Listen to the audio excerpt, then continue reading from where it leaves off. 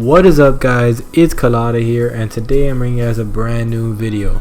In today's video we will be discussing the best $300 PC that you could buy, which is basically going to compare it to most consoles such as the PS4 and the Xbox One.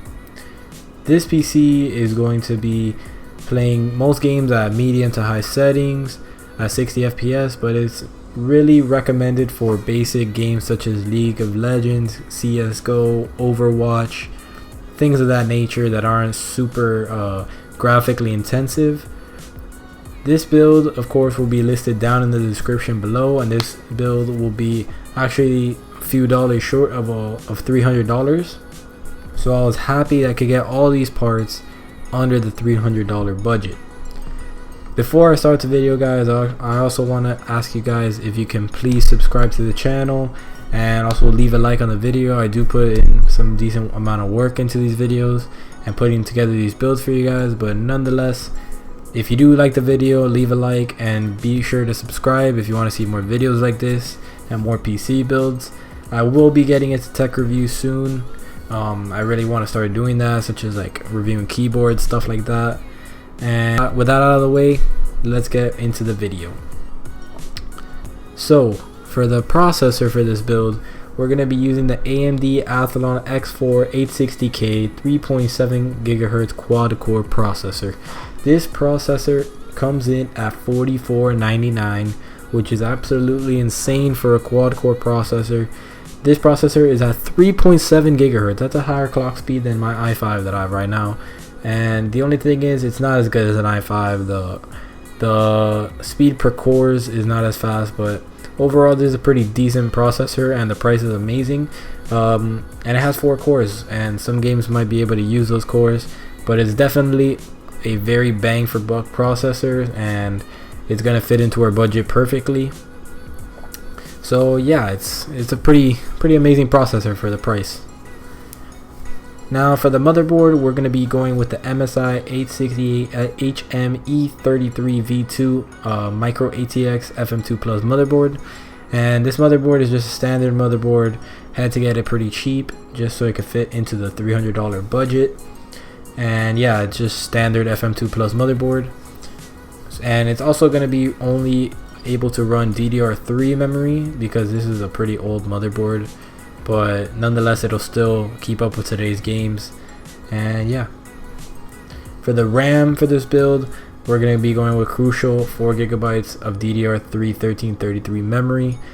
And yeah, this RAM is not the best, I know, but it's 4 GB. It fits into our budget. You could always upgrade the 4 GB into 8 GB in this motherboard, so I think you should be good. If you ever want to go 16, you could also do that too with this motherboard.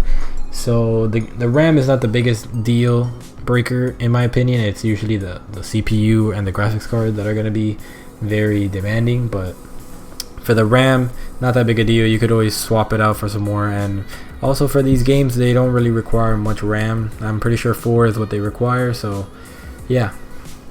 For the storage for this build, we can't go with an SSD this time, so we're gonna have to use a Western Digital Caviar Blue 250 GB hard drive.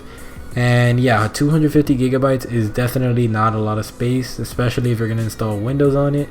So you're gonna actually have less than 250 GB, but nonetheless, you could always upgrade your hard drives and stuff like that. You could always get an SSD later on in the future. So this is just one of those things that you have to settle for in a budget PC. And for the case for this build, we're going to be going with the BitPhoenix Comrade ATX mid-tower case. This case is going to be $29.99. It's a pretty decent case. BitPhoenix is a decent brand also.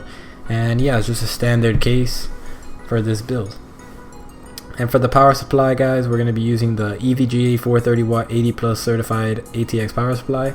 And this power supply, 430 watts, plenty of power for this build. We're not going to be doing any overclocking, which by the way, you could actually overclock the Athlon X4 860K. You can actually overclock it.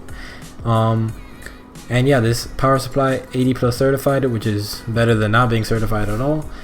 And yeah, it's going to be $29.99 for the power supply.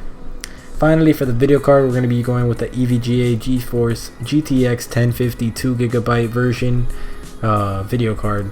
This video card is actually $100 right now, and it's decent for the price. It's a 1050. It's not gonna get you the best quality, honestly. It's not gonna get you ultra 60 FPS on every game, but some games it'll do high. I'm pretty sure League of Legends is one of those types of games that it'll run pretty easily at max settings. But other games, maybe Overwatch, is gonna be a little bit harder to play at those settings. Overwatch, I'm guessing, will be a medium to low game at 60 FPS with his GPU. So yeah, guys, this is it for the build. I hope you guys enjoyed the video, and be sure to leave a like on the video if you did enjoy it, and make sure to hit the subscribe button if you do want to see more videos like this. So that's it, guys. Hope you guys enjoyed the video, and peace.